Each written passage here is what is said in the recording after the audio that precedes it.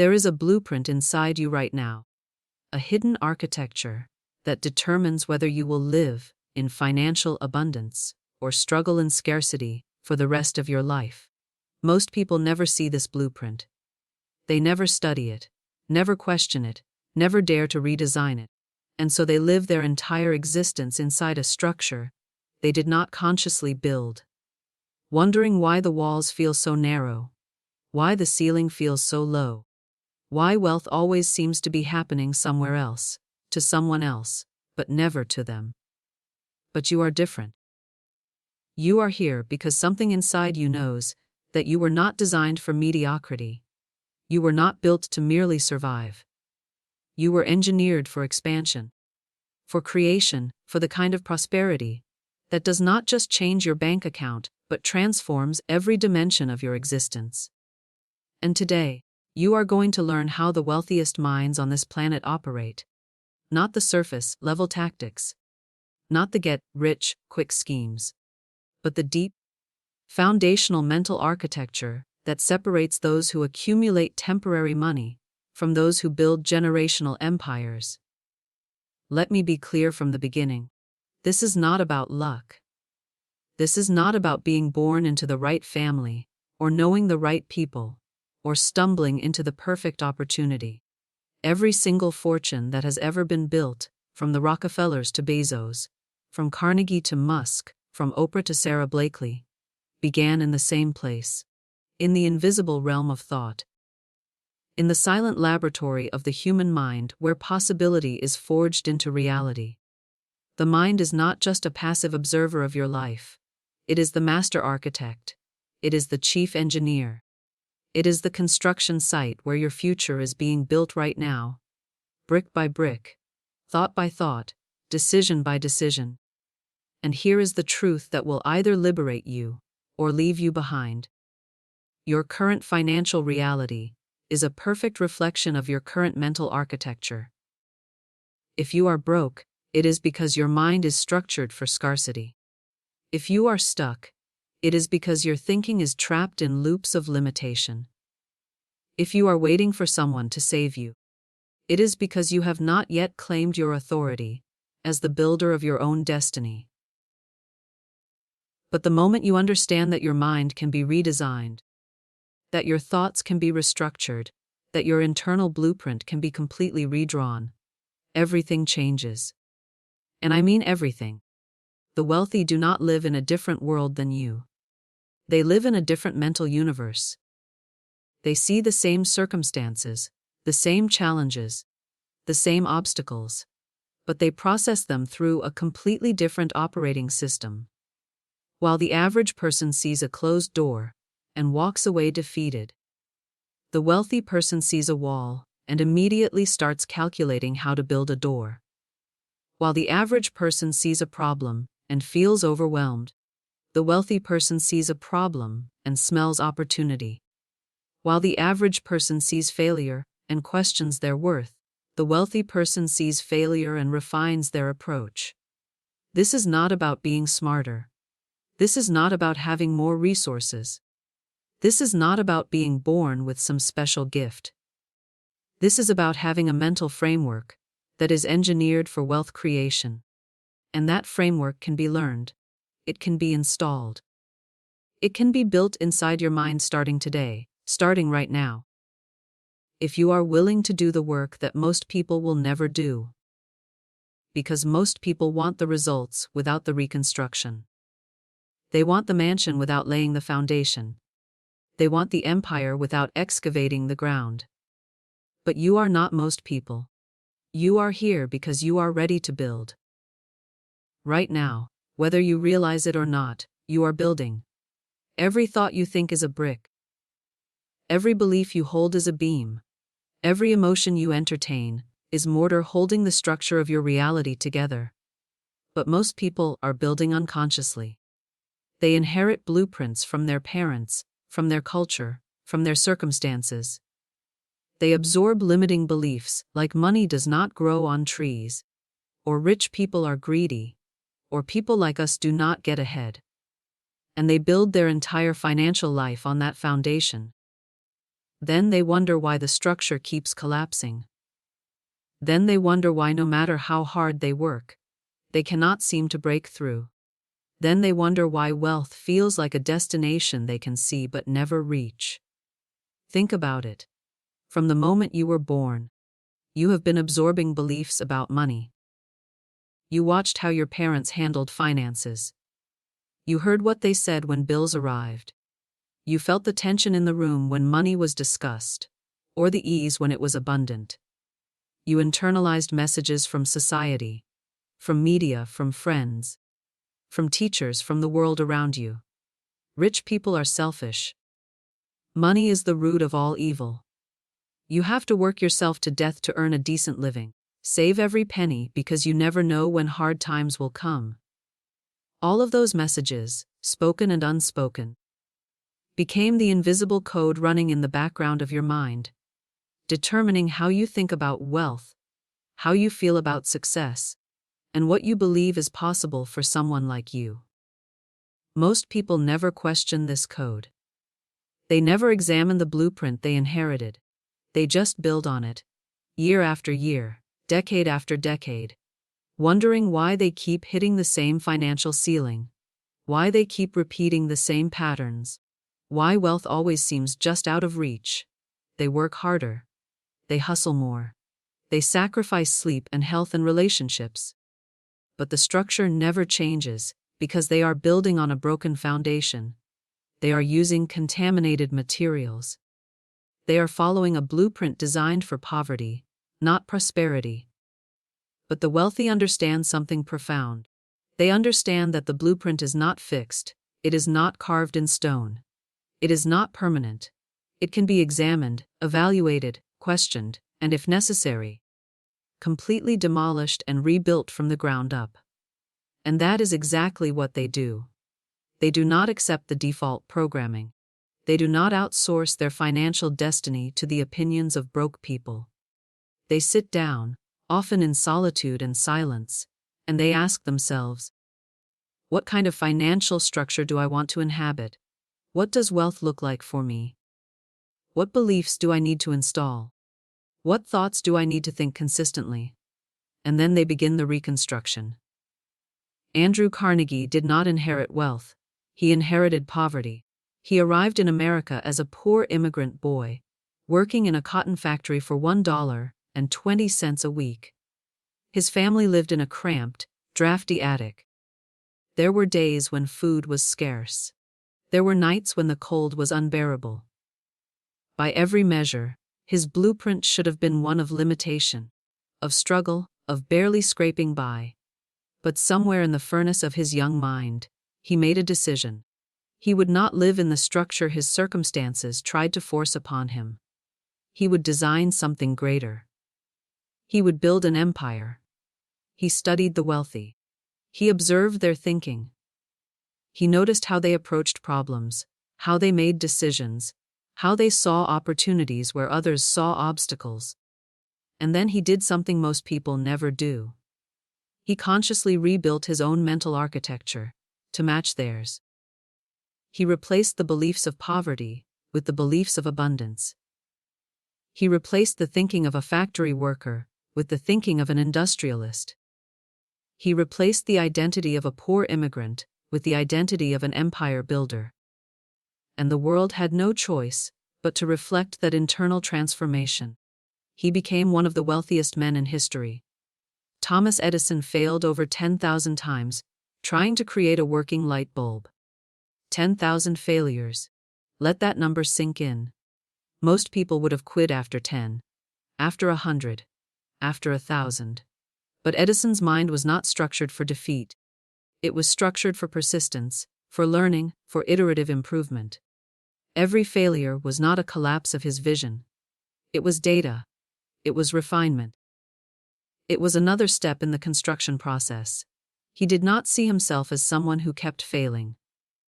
He saw himself as someone who kept learning. And when the light bulb finally worked, when the world finally saw the result of his relentless reconstruction, they did not see the 10,000 failures. They only saw the empire that followed. They only saw the man who brought light to the darkness. Sarah Blakely was selling fax machines door to door, getting rejected hundreds of times a day. She would knock on doors, pitch her product, and watch as people slammed doors in her face. Most people in that situation would feel defeated, would question their worth, would eventually give up and settle for a safe, comfortable mediocrity. But Sarah's mind was different. She was not just selling fax machines. She was building something far more valuable. She was building resilience. She was developing emotional calluses.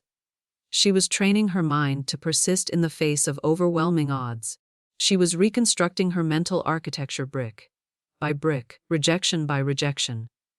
And when she finally had her $1 billion idea for Spanx, that mental architecture she had built through years of rejection became the foundation for an empire. She did not crumble when manufacturers laughed at her. She did not quit when investors said no. She did not retreat when the world said it could not be done. Because her mind was already built for victory. You see, wealth is not an event. It is an evolution. It is the natural result of a mind that has been reconstructed, rebuilt, and reinforced until it becomes unshakable. Until it can withstand rejection, failure, doubt, criticism, setbacks, and storms without collapsing. Until it can hold a vision so clearly, so vividly, so unwaveringly that reality has no choice but to bend in its direction. That is what you are building. Not just wealth, but a mind that creates wealth. And once you have that mind, nothing can stop you. You cannot build a mansion on a foundation of confusion. You cannot construct an empire when you do not know what you are building. You cannot create wealth when your vision is blurry, vague, and constantly shifting. The first law of wealth architecture is clarity. Brutal, specific, unshakable clarity about what you want, why you want it, and who you must become to achieve it. Most people drift through life with vague wishes. I want to be rich. I want to be successful. I want more money. I want financial freedom. These are not blueprints. These are fog. These are clouds of hope with no structure, no substance, no solid ground to build upon.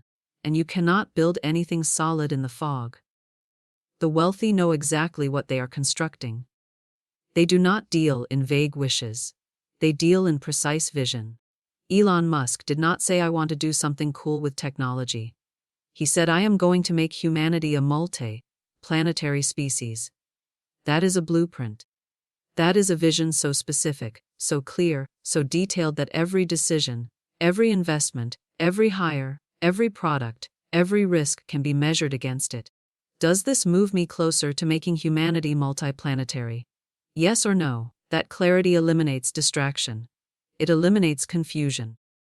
It eliminates the paralysis that most people live in. Constantly wondering what they should do next. Constantly guessing themselves. Constantly pulled in 100 different directions. By 100 different opportunities. Jeff Bezos did not say, "I want to sell some books online and make a little money." He said, "I am going to build the everything store. I am going to create a company so customer-obsessed, so efficient, so innovative, that it becomes the default choice for commerce in the digital age." That specificity allowed him to make decisions that seemed insane to everyone else. Losing money for years.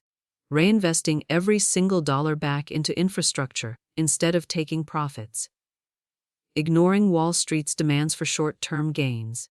Expanding into markets that had nothing to do with books. Why? Because he had a blueprint. He knew exactly what he was building. And when you have that level of clarity, you can endure criticism. You can ignore the noise. You can stay laser-focused when everyone else is scattered and distracted. Oprah Winfrey did not say, "I want to be on TV and be famous." She said, "I am going to build a media empire that empowers millions of people to live their best lives." That clarity gave her the courage to walk away from contracts that would have made her rich, but would have compromised her vision. It gave her the wisdom to build her own network when everyone told her it was financial suicide. It gave her the resilience to overcome poverty, sexual abuse, racial discrimination, and doubt, because she knew exactly what she was building and why it mattered. Her clarity was her compass. Her clarity was her shield. Her clarity was the foundation upon which she built everything. So let me ask you, what exactly are you building? Not in vague, someday hopeful terms, but right now, with the precision of an architect holding a blueprint in their hands. How much wealth do you want? And do not say a lot. Do not say enough to be comfortable. Give me a number. A specific, undeniable, non-negotiable number. Is it 100,000? Is it 1 million? Is it 10 million? Is it 100 million? Write it down. And not just a number pulled from thin air, because it sounds nice. A number connected to purpose. A number connected to the life you want to live. A number connected to the problems you want to solve, and the people you want to serve, and the legacy you want to leave. What does your life look like when you have it? And I do not mean the surface stuff. I do not mean just the car and the house and the vacations. I mean the substance, the depth, the meaning. What do you do with your days? What time do you wake up? What does your morning look like? Who are you spending time with? What problems are you solving? What value are you adding to the world? Who are you serving? How are you growing? What are you learning? What impact are you making? What legacy are you building for the people who come after you? Because wealth without purpose is just money. And money without meaning will never satisfy you. It will never fulfill you. You will reach the goal and still feel empty, because you built the structure without ever asking why you were building it in the first place. The wealthiest people on earth are not motivated by money alone. They are motivated by mission, by vision, by the desire to solve problems that matter, to create value that lasts, to build something that outlives them. Bill Gates did not just want to be rich. He wanted to put a computer on every desk and in every home. That mission guided every decision Microsoft made for decades, and the wealth was a natural byproduct of fulfilling that mission at scale. Write it down. Not in your head where it stays vague and shifts every day. On paper. In ink. In vivid, specific, undeniable detail. Because the moment you externalize the vision, the moment you give it form outside of your mind, something shifts in the universe. Your subconscious mind, which controls 95% of your behavior, suddenly has a target. And when your subconscious has a target, it begins to move every fiber of your being toward that outcome. Your reticular activating system, the part of your brain that filters information and decides what to notice and what to ignore, suddenly starts highlighting opportunities that were always there but invisible to you before. Your habits change. Your decisions change. Your perception changes. Doors that were always unlocked suddenly become visible. Resources that were always available suddenly become accessible. Not because the world changed, but because your mind did. Because clarity activates possibility. Because precision creates power. Here is where most people fail. They want the results of wealth, without rebuilding the identity that creates it. They want the mansion, the business, the freedom, the lifestyle. But they still see themselves as victims, as strugglers, as people who have to fight for scraps. They still carry the identity of someone who is broke. Someone who is not good enough. Someone who does not deserve abundance. And so they sabotage themselves at every turn. Because you will never outperform your self-image. You will never rise above the identity you hold in your mind. Your results will always match your identity. Always. If you see yourself as someone who is always broke, you will find a way to be broke even if you win the lottery. This is not theory. This is not philosophy. This is documented reality backed by decades of research. Study after study shows that lottery winners, people who receive millions of dollars overnight without any effort, end up broke within a few years. Some estimates say 70% of lottery winners lose it all within 5 years. Why? Because they had money, but they did not have the identity of wealth. They still thought like broke people. They still made financial decisions like broke people. They still surrounded themselves with broke people who had broke advice. They still believed deep down that they were not worthy of wealth, that it was a fluke, that it would not last. And so the money left as quickly as it came, flowing back into the hands of those whose identity could hold it, whose mental architecture was strong enough to sustain it. The same pattern plays out in every area of life. Athletes who rise to fame and fortune, but still carry the identity of poverty, end up bankrupt within years of retirement. Celebrities who earn millions, but never develop financial discipline, end up in debt despite massive incomes. Business owners who scale rapidly, but never evolve their leadership identity watch their companies collapse under the weight of success, because external success that is not matched by internal transformation is always temporary, always fragile, always destined to crumble. But the wealthy understand this. They do not wait for the bank account to change before they change how they see themselves. They do not wait for external validation before they step into a new identity. They step into the identity first. They claim it. They embody it. They become it.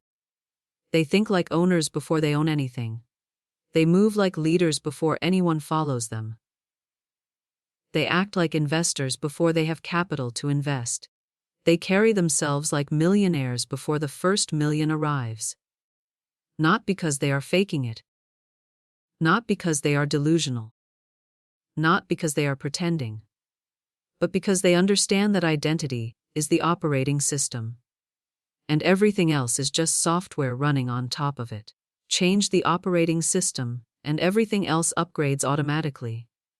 When Colonel Sanders was 65 years old, broke, living on a tiny social security check, sleeping in his car some nights, he did not see himself as a failure.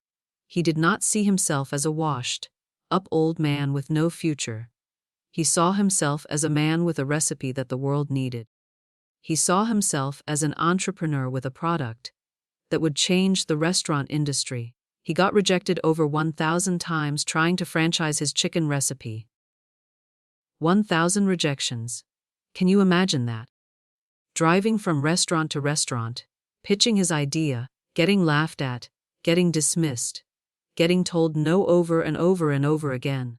Most people would have given up after 10 rejections, after 50, after 100, but his identity never wavered.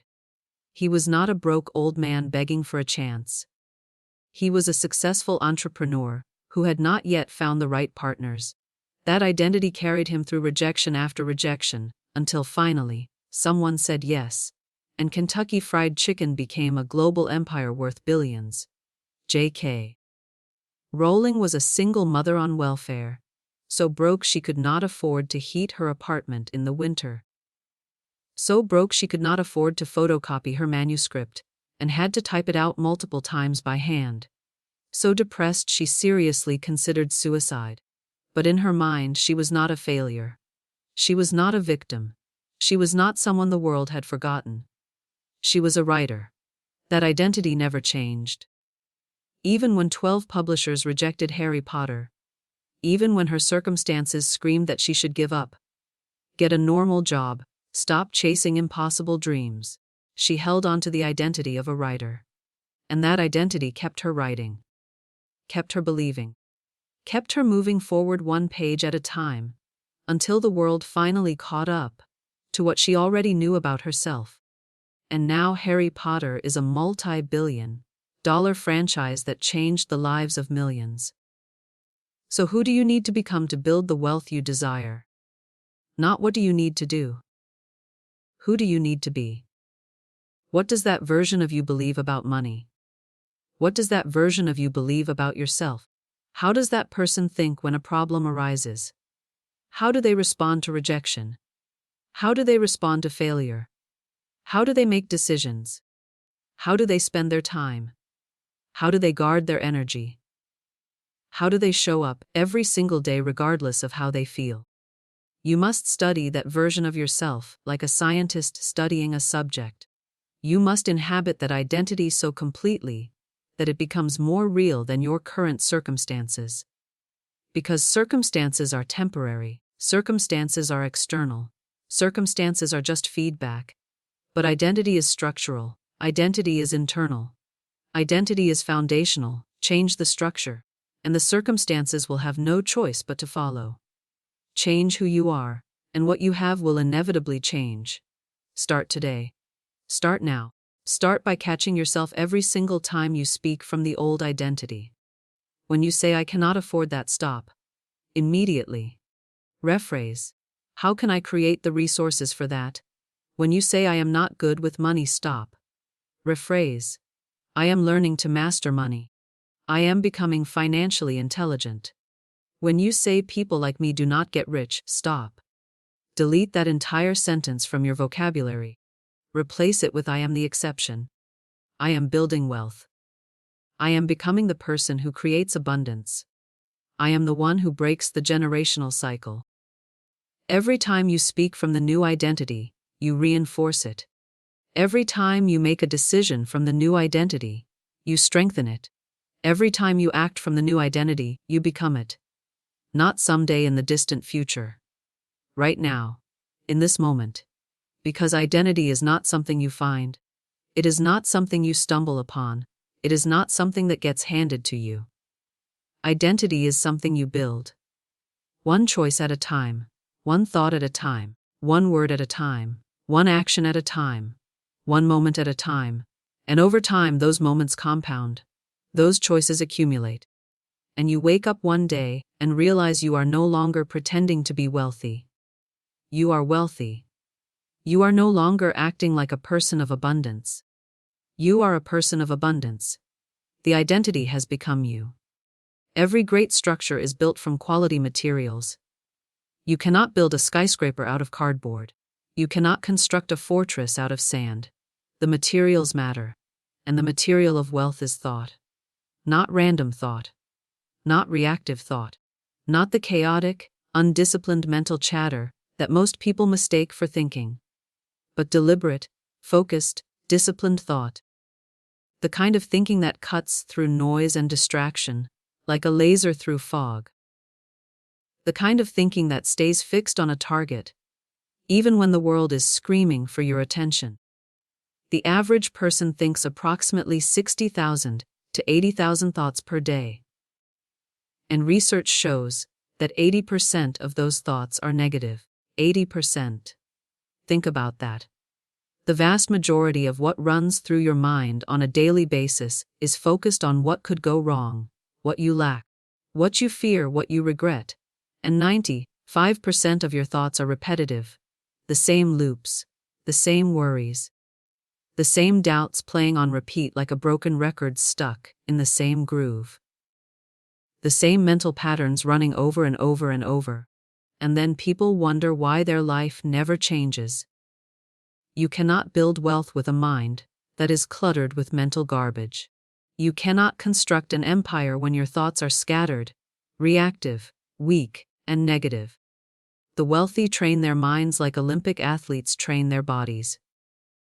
They do not let random thoughts hijack their focus. They do not entertain fear for more than a moment. They do not replay failure on an endless loop. They do not ruminate on rejection. They do not dwell on disappointment. They think with intention. They think with strategy. They think with precision. They think with the discipline of a master craftsman who knows that every thought is either building their empire or destroying it. There is no neutral ground. Every thought is a vote for the future you are creating. Ray Dalio, one of the most successful hedge fund managers in history, built his entire investment system on disciplined thinking.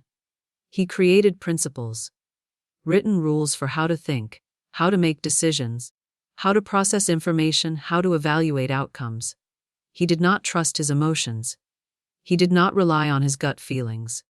He did not make decisions based on how he felt in the moment. He built a mental framework, a thinking system, that removed bias, eliminated emotional reactivity, and produced consistent results regardless of market conditions, regardless of external chaos, regardless of his personal feelings. That is disciplined thought. That is the mind of wealth. That is the architecture that produces billions. Warren Buffett, one of the wealthiest individuals on the planet, spends 80% of his day reading and thinking. Not doing. Not hustling. Not running from meeting to meeting. Not reacting to every market fluctuation. Reading and thinking. Because he understands something most people never grasp.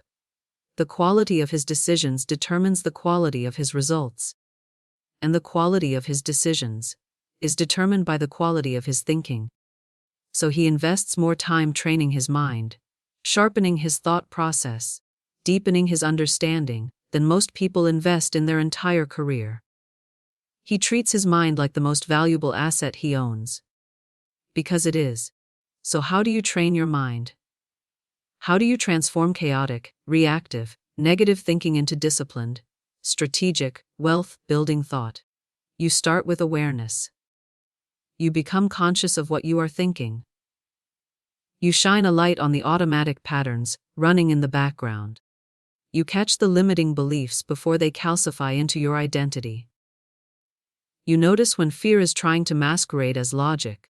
You recognize when scarcity thinking is trying to dress itself up as practicality or realism. And you reject it. Not with guilt. Not with frustration. Not by beating yourself up for having negative thoughts. But with the calm authority of someone who knows that they are the architect. And they get to choose what materials enter the construction site. Then you replace the weak thoughts with strong ones. Not with empty, fluffy affirmations that you do not believe, not with wishful thinking, but with truth, with evidence, with vision. When the thought comes, I cannot afford this, you immediately, consciously replace it with, how can I create the resources to afford this? When the thought comes, this is too hard, I should quit. You replace it with, this is refining me into someone stronger. This is building my character. When the thought comes, people like me do not succeed, you replace it with, I am the exception.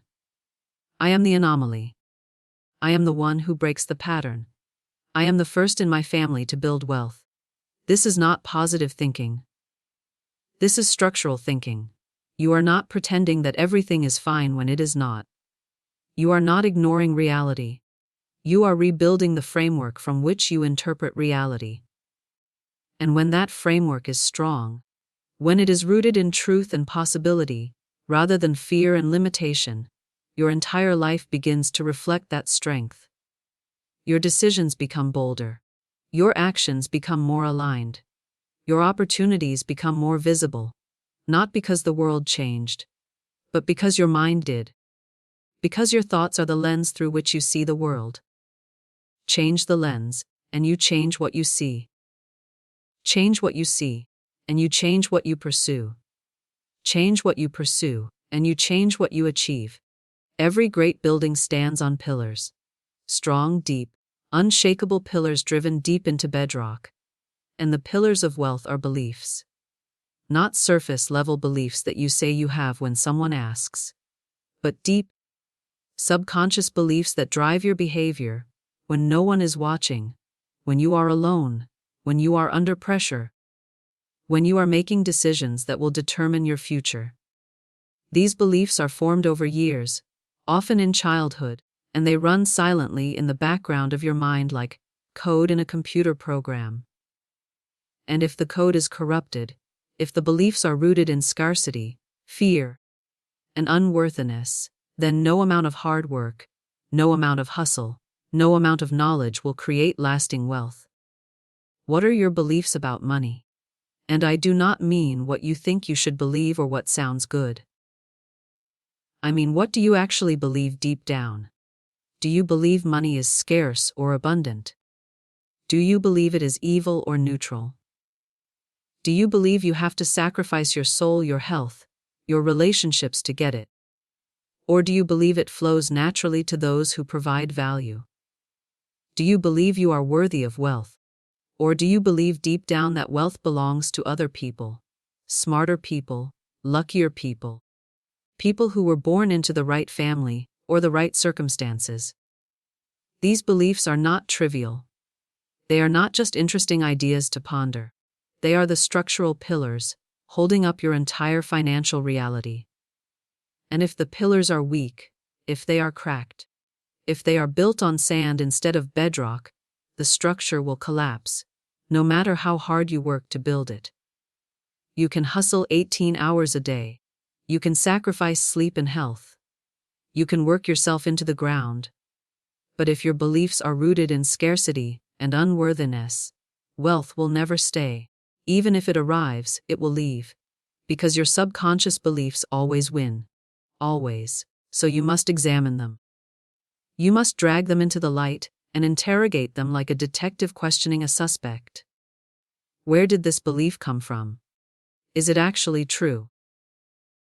Or is it just something I absorbed from someone who was also broke, someone who was also struggling, someone who never built wealth themselves? Most people inherit beliefs about money from parents who were struggling financially. They heard phrases like money does not grow on trees. We cannot afford that. Rich people are greedy and selfish. You have to work hard for every dollar. Money is the root of all evil. And those phrases, repeated over and over during childhood, became beliefs. Those beliefs became filters. Those filters determined what they saw, what they attempted, what they thought was possible. And those filters kept them trapped in the same financial reality as their parents. But the wealthy have rebuilt their belief systems from the ground up. They questioned everything. They rejected inherited limitations. They installed new pillars. They believe that money is abundant. Not because they are naive or out of touch with reality, but because they understand that money is simply a representation of value. And value can be created infinitely. There is no limit to the problems you can solve. There is no limit to the value you can add. There is no limit to the wealth you can create. They believe that wealth is created, not taken. That one person's success does not require another person's failure. That the economy is not a zero-sum game where someone has to lose for you to win. That opportunity is everywhere, constantly, for those with eyes to see it and courage to seize it. They believe that they are worthy of prosperity, not because they are special or superior or better than anyone else, but because they add value to the world. They solve problems. They serve people. They create products, services, ideas, experiences that make life better for others. And in a free market, value is rewarded. That is not greed. That is not selfishness. That is exchange. That is contribution. That is how wealth is built ethically and sustainably.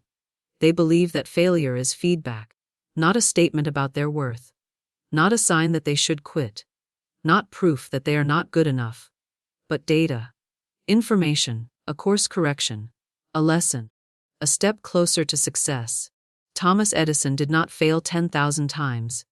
He discovered 10,000 ways that did not work, and each one brought him closer to the one way that did. That belief, that mental framework, that perspective allowed him to persist when everyone else would have quit. That belief built an empire. You must install new beliefs. You must replace the beliefs that were installed by scarcity, by fear, by broke people who meant well, but did not know better. You must replace them with beliefs that are rooted in abundance, in possibility, in truth. And you do this through repetition, through immersion, through evidence. You read the stories of those who built fortunes from nothing. You study the principles that govern wealth creation. You surround yourself with people who think bigger than you do.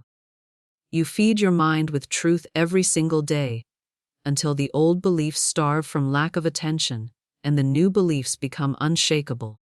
You write them down and read them every morning. You speak them aloud until they stop feeling like lies, and start feeling like truth. You act from those beliefs even when your circumstances have not caught up yet. And slowly, surely, steadily, the pillars grow stronger. The foundation grows deeper. and the structure becomes unshakable. A building without walls is not a building. It is just a foundation exposed to the elements, vulnerable to every storm, every intrusion, every threat, and a mind without boundaries is not disciplined. It is not protected. It is just a victim of every distraction, every temptation, every negative voice, every doubt, every fear that tries to pull it off course. The wealthy understand that what you allow into your mind is just as important as what you build inside it. They guard their mental space with ruthless, uncompromising boundaries. They treat their mind like a fortress. They control what enters. They monitor who has access. They eliminate anything that weakens the structure. They do not consume content that weakens them, that feeds fear, that glorifies victimhood, that celebrates mediocrity. They do not spend time with people who drain their energy, who mock their vision, who pull them back into small thinking. They do not entertain conversations that revolve around gossip, complaint, blame, or excuse-making. They know that environment shapes identity. They know that the inputs you allow determine the outputs you produce. They know that you become the average of what you consume and who you surround yourself with. So they curate their environment with the precision and intentionality of a museum curator selecting which pieces belong in the gallery and which pieces get left outside. Steve Jobs was famous, almost legendary, for his ability to focus.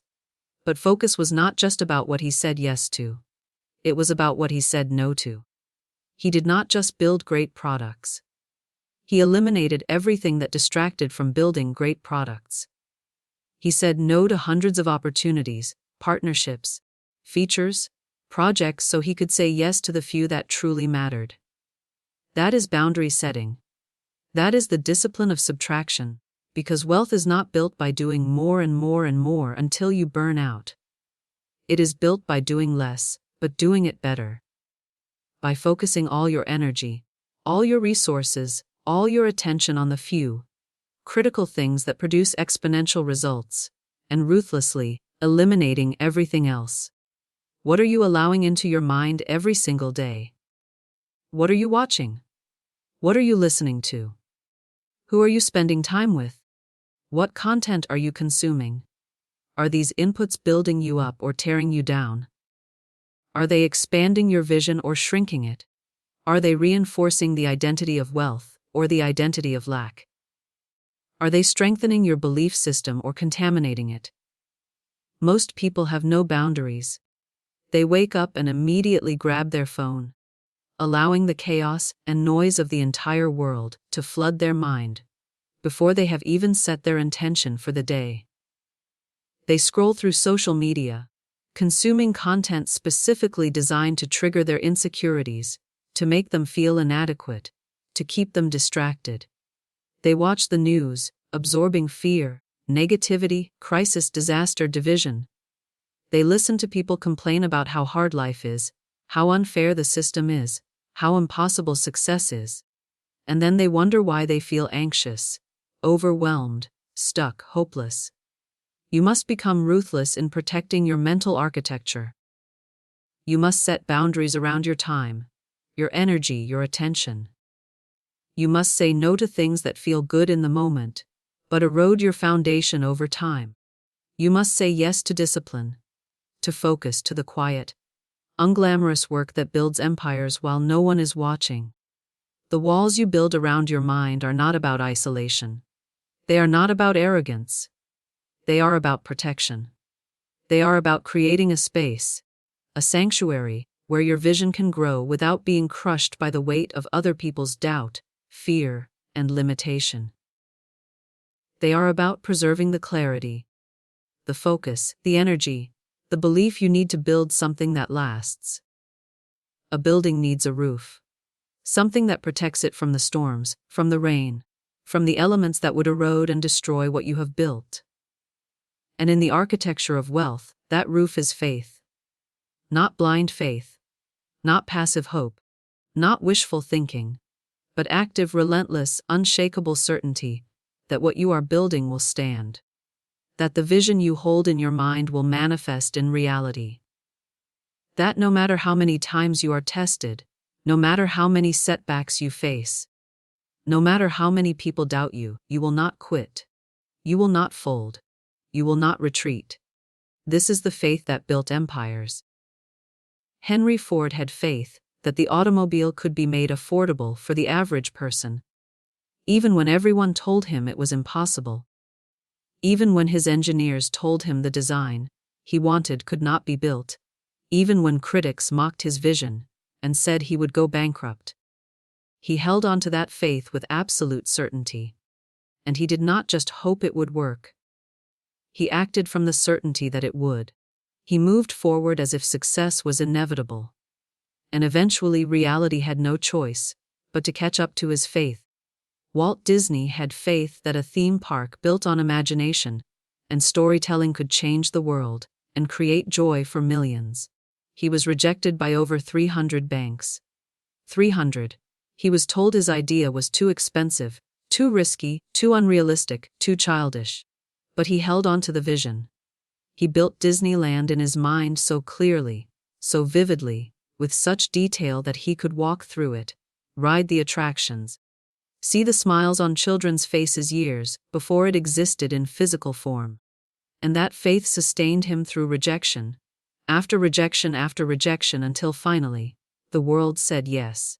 Sarah Blakely had faith that her idea for Spanx would revolutionize an industry and solve a real problem for millions of women.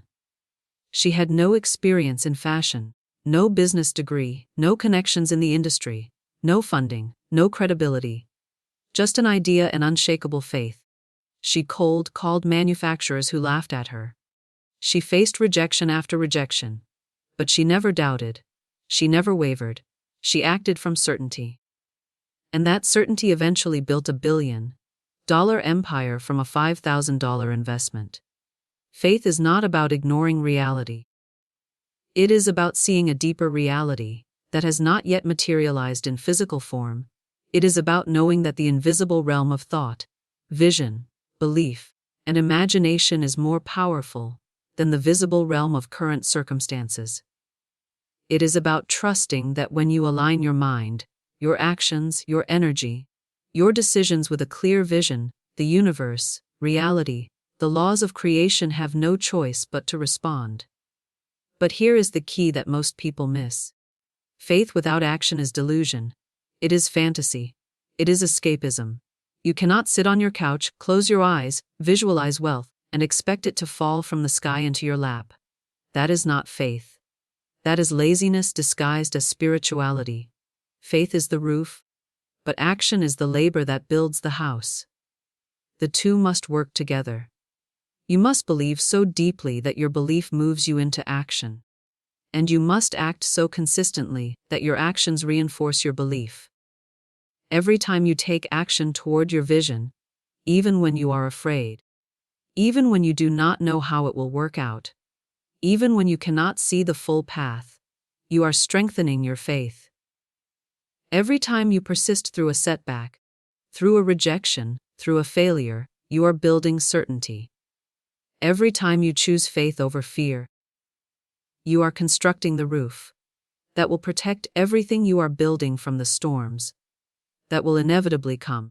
There comes a moment in every construction project when the building is complete, when the doors finally open, when the structure stands tall, solid, undeniable. And everyone who doubted it, everyone who mocked it, everyone who said it could not be done must now stand back and acknowledge what has been built. And in the architecture of wealth, that moment is not when you make your first million. It is not when you hit some arbitrary financial milestone. It is when wealth becomes inevitable. When your mind is so aligned, your identity so solid, your beliefs so unshakable, your habits so disciplined, your boundaries so strong, your faith so certain, that financial abundance is no longer a goal you are chasing. It is simply a natural byproduct, an inevitable result of who you have become. This is the moment when opportunities start finding you, instead of you chasing them. When people start reaching out to you with offers, partnerships, investments. When resources start flowing to you from directions you never expected.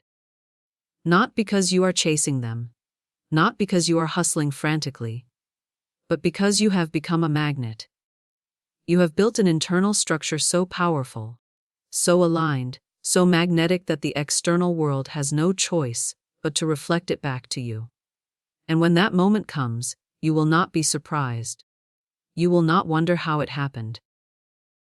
You will not think it was luck. You will know. You will know that every thought you disciplined was laying a brick. You will know that every belief you rebuilt was setting a pillar. You will know that every boundary you set was building a wall. You will know that every ritual you honored was furnishing the interior. You will know that every person you surrounded yourself with was part of the construction crew. It all led to this. It was all part of the construction process. Nothing was wasted. Nothing was random. It was all building you into the person who could hold the wealth that is now yours. So here is the truth. You are standing at a crossroads right now. You can continue building on the blueprint you inherited, the one that was handed to you by your family, your culture, your circumstances, the one that has kept you exactly where you are. Or you can pick up the pen. You can grab the drafting tools. You can sit down with your vision and your faith and your discipline, and you can design something new. Something greater. Something that reflects who you were always meant to become. You can build a mind that attracts wealth instead of repelling it. You can construct an identity that commands success instead of begging for it. You can create a life that reflects the empire you hold in your thoughts, instead of the limitations you have accepted as reality. But no one can do it for you. I can show you the blueprint.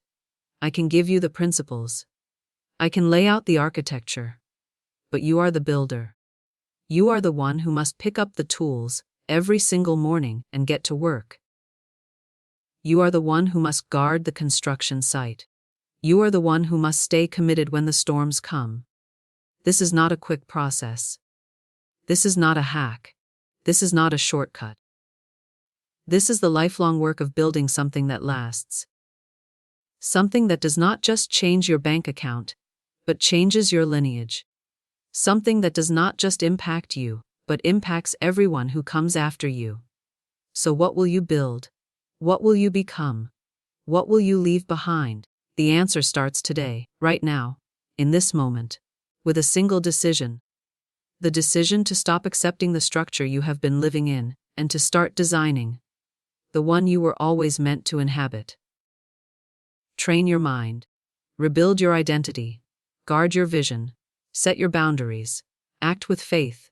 And never quit. Because wealth is not something you chase. It is something you construct. Brick by brick. Thought by thought. Day by day.